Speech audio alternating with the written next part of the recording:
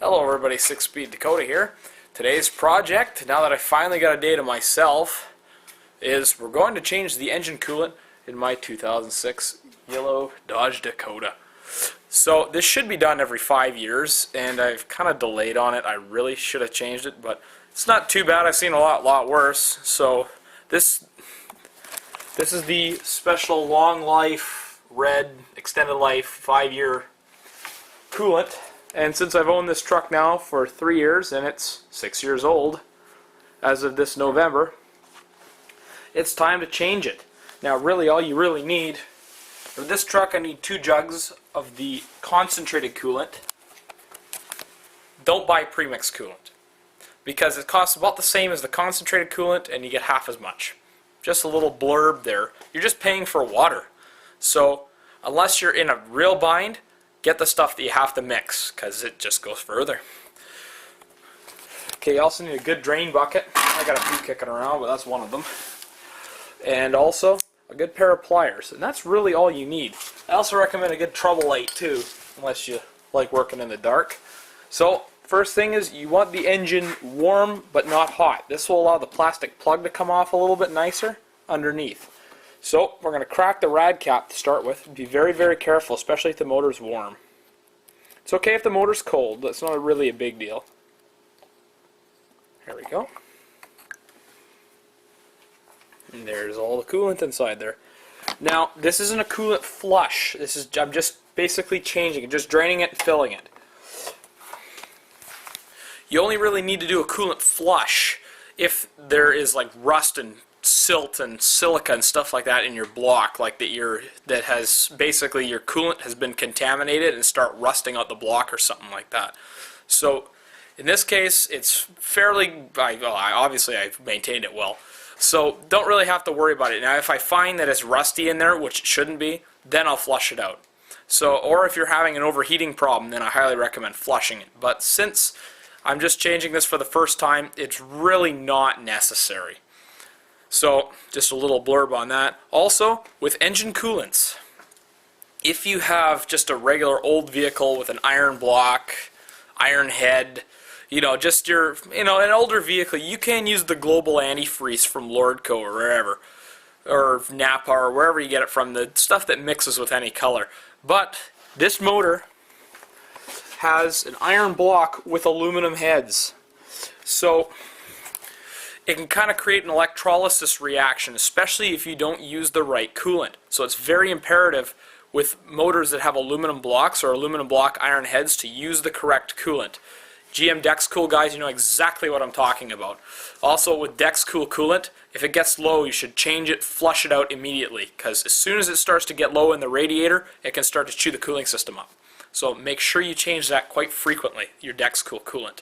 Even though it says 5 years, you may want to do a little bit more frequently. So, also, usually with an older vehicle, you can just put the regular mixes with anything long life coolant that you buy at your local parts store. But if you have a GM and it requires Dexcool, don't use anything but Dexcool. It's just a GM thing. They're really picky about it, and it can actually corrode the cooling system if you don't use the right stuff. So let's continue onward. We've cracked the rad cap already. My motor's sort of warm. I took it for gas this morning up in, I don't live too far from the States, so it's cheaper down there. So now what we're going to do is we're going to go underneath and drain the coolant. Okay, so we're underneath the truck now. There's the front cross member right there. So if you look underneath here, you see my massive plastic engine fan there. There's my crank pulley. So because this is a downflow radiator, which means that the radiator flows from the top down to the bottom, and a cross flow radiator, it flows from one side to the other. It just depends on your design of vehicle. Either one is good, it doesn't really matter. As you can see right here at the bottom, what I'm pointing at here, this is your plastic spigot. This is where it all drains out of. Oh, and if you're lucky like me, you should just loosen right off by hand. Now over there is the lower radiator hose, and on this particular vehicle, right there's the thermostat housing. Now I haven't had an overheating problem, but if you're worried at all about that thermostat, then now is a good time to change it. It's maybe $6–7 for it, and it's really cheap insurance. But since this thing's just fine and there's been no problems, it's a-okay. So what I'm going to do is I'm going to start to loosen this out. And there it goes. We'll just wait for this thing to drain, and we'll come back when it's finished. The reason we open the rad cap is because it flows a lot nicer, or else it creates a vacuum in the system and doesn't allow it to drain out as nicely.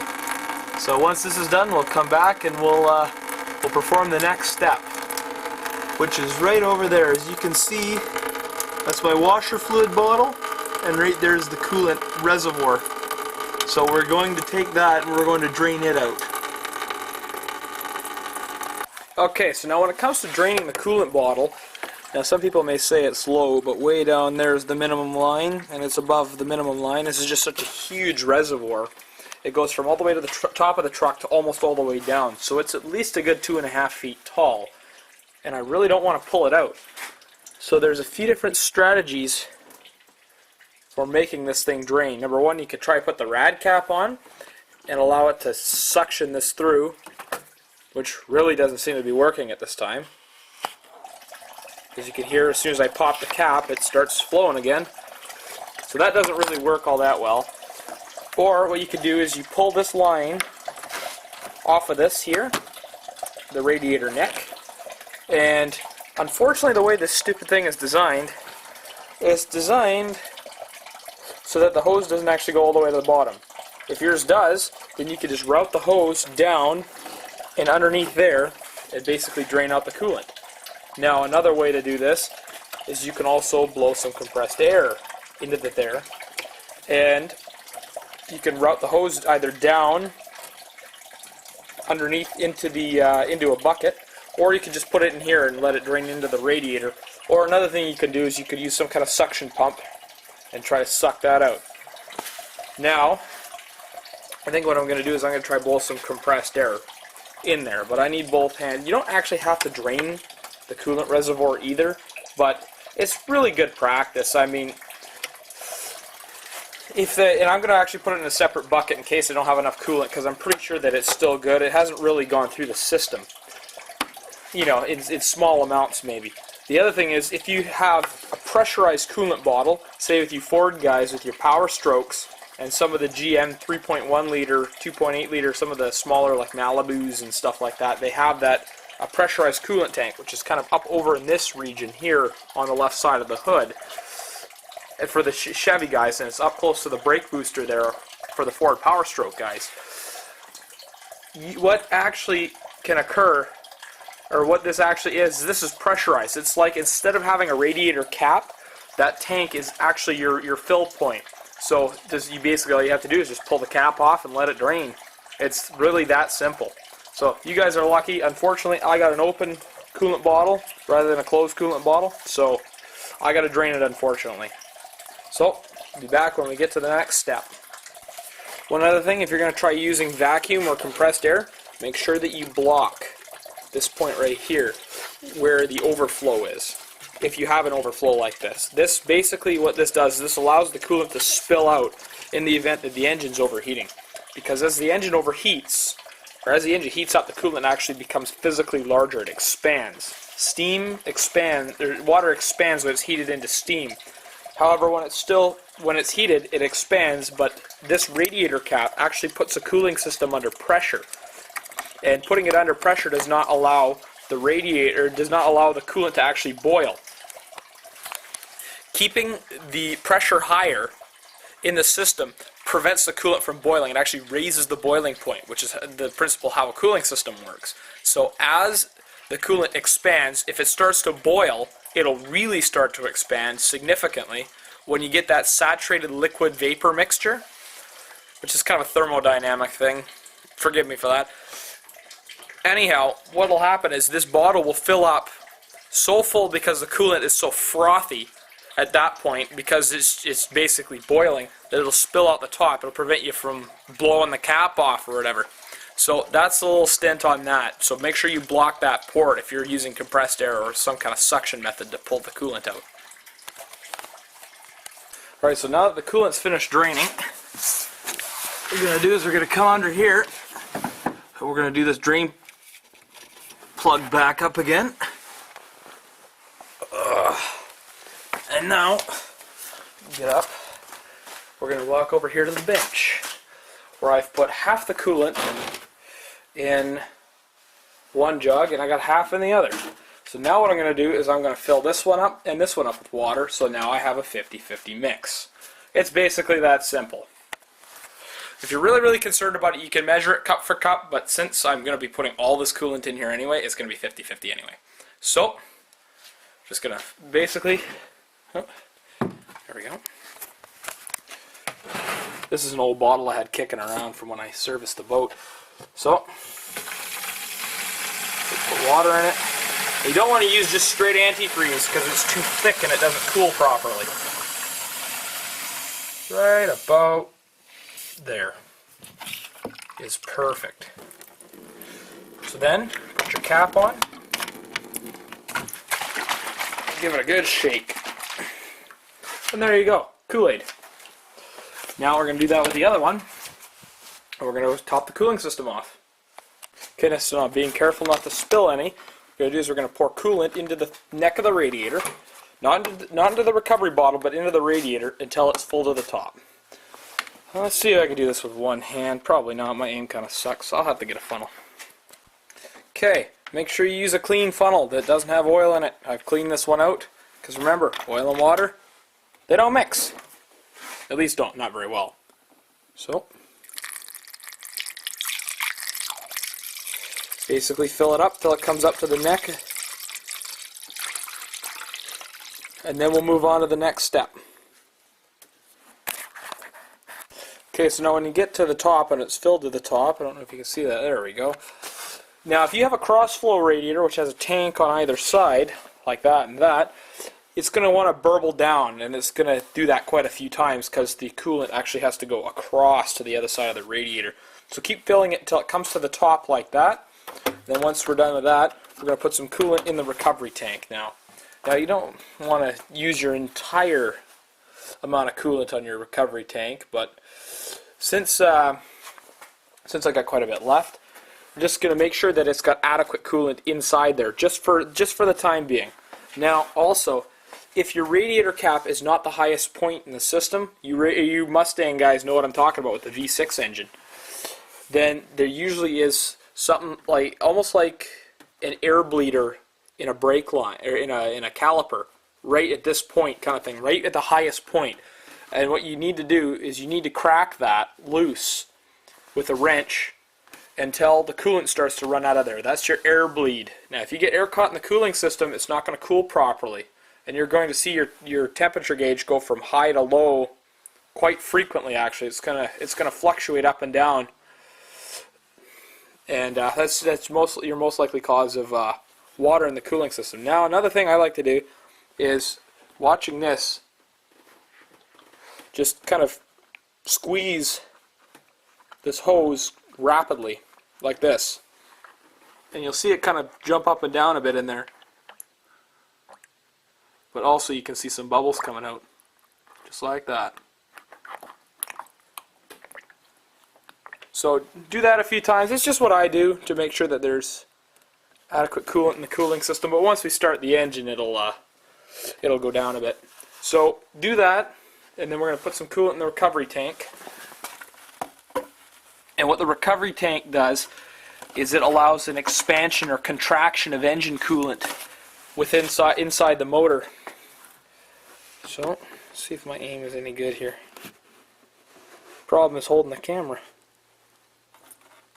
There we go. Oh, I'm good. Anyhow, you get the gist of what I'm doing. So put enough so that it's at the minimum line, way down there. And then we'll move on to the next step.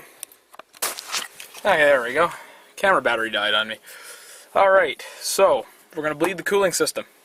So now, with the radiator cap off, what we're going to do is we're going to turn our heat on full. You don't have to have the fan on or nothing, but this allows coolant to cycle through the heater core. Now you especially want to do this if your cooling system is rusty.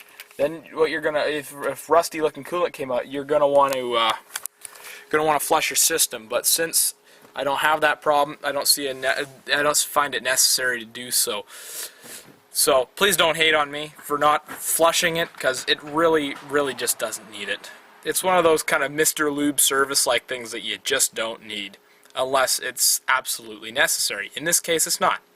So please don't hate on me, please.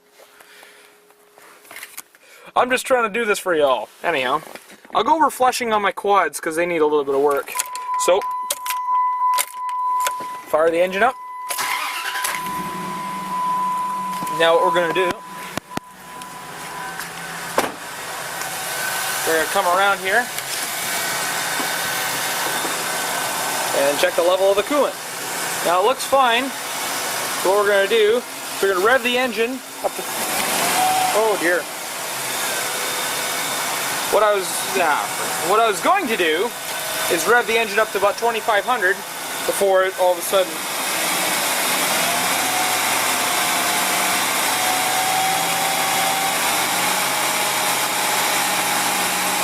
and that level should go down a little bit. Okay, if you're revving the engine and all of a sudden the level starts coming up, you can see it's kind of burbling in there a little bit, which means that all the air in the cooling system is starting to burp itself out. Now if you have an electric radiator fan, you're going to want to do this till the radiator fan comes on. But keep the engine revved up, and that should cycle all the air out of the cooling system. Be sure to top this guy up every so often. Now once the coolant starts to come up and rise up in there, that's a good indication. You should put your radiator cap back on. But if it's just kind of staying stationary there for a little bit and the engine's fully warm, that means that you've completely bled the air out of the cooling system. So since I need two hands for that, I'm going to put you down right there.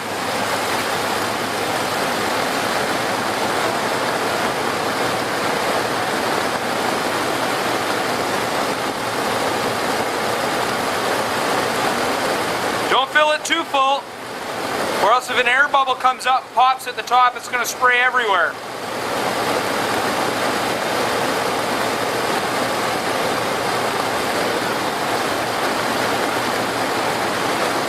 All right, rev the engine. Oh dear.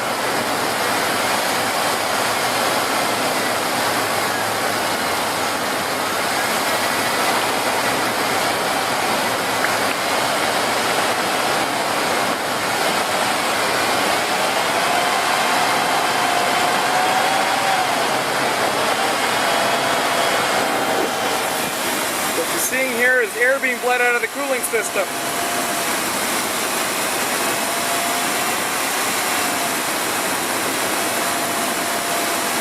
Now once all the bubbles stop, you can stop doing this and put the rad cap back on, top your coolant up, and then top your bottle up. So I'm going to do this till the air bubbles stop, and we'll move on to the next final step. Okay, so once you're done bleeding your cooling system, top your radiator up, put the cap on. Now don't rev it too much or else it'll fly out everywhere. Then it'll catch inside the fan here and you'll end up wearing all the coolant. Don't ask me how I know. Okay, put the cap back on, and then we're going to put whatever leftover coolant in the recovery tank. Now if there's any little bit of air, it's going to come out of here, it's going to bleed out into there. So the cooling system is basically bled, and now we just got to top up that bottle. Okay, so now the summary. Don't rev your engine too much if you got a downflow radiator like me, because the coolant will end up coming up. It'll fly out, catch the fan, and go everywhere. Top your coolant bottle off after. I don't know if you can see that too well, but it's fairly full. Bleeding cooling system, very, very important. Make sure you do that step. If you miss it, you could end up overheated on the side of the road. Alright. And, oh geez, my hair looks really bad. Anyhow, that aside, another thing that you got to be careful of is engine coolant is very sweet tasting. So animals can lick it and die. So make sure that you clean it up and dispose of it properly. Don't just chuck it somewhere in a bush, because that's bad. Also, because ethylene glycol, the leading part in coolant, is water-based, you can, or is alcohol-based, but alcohol absorbs the water. You can basically, in small concentrations, you wash, like if you got coolant spilt on somewhere, you can wash it off and make sure you hose it down good. or else you got to get the concentration down low enough before it can go in the drain. But I'm not telling you, do not pour this stuff down the drain. Do not. Take it to a proper recycling facility where they can figure what they can do with it. So, if you got coolant spilt, make sure you clean it up, because animals, they like to lick the stuff and it's not good for them. Anyhow, every 5 years for long life coolant, every 2 for regular standard life green coolant. That's the rule of thumb. So next we're going to go over radiator flushing on the quads. So thanks for watching. If you have any requests, shoot them my way. I can only really do what comes into the shop, but I'll try to accommodate you. Alright, take it easy. One more thing, if you have to top up your coolant and you have long life, do not use this bad. Don't use it, because it's not designed for your engine. If you have an older vehicle, then that's okay. Now, don't just put straight this in it either. That's bad. Also, don't put straight water in it either, because then you'll dilute the coolant.